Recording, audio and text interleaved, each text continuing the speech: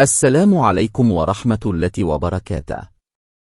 قبل أن نبدأ الفيديو أتمنى أن تدعمونا بالاشتراك في القناة لكي يصلكم كل إخبار النادي الأهلي. شرط الأهلي لرحيل الموهوب وإجراء جديد من كولر.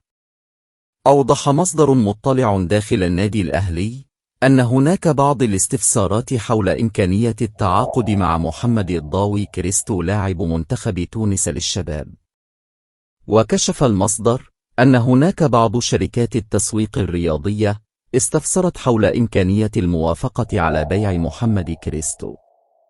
وأكد المصدر أن مجلس إدارة الأهلي لا يمانع فكرة بيع اللاعب حال وجود عرض مالي ضخم، خصوصا أن خزينة النادي خسرت الملايين للتعاقد مع اللاعب من النجم الساحلي في يناير الماضي.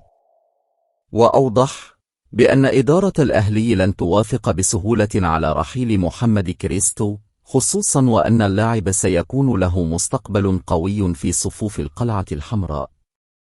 وأشار بأن السويسري مارسيل كولر مدرب الأهلي معجب بأداء كريستو في الفترة الأخيرة، ومن المتوقع أن يمنحه فرصة المشاركة في المباريات المقبلة.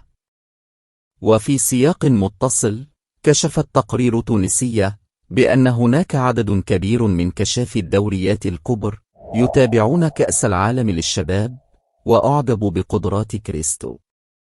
وشارك كريستو في مباراة منتخب تونس أمس أمام نظيره البرازيلي وخسر بنتيجة 4 أهداف مقابل هدف، إلا أن اللاعب قدم أداء متميز وظهر بمستوى جيد.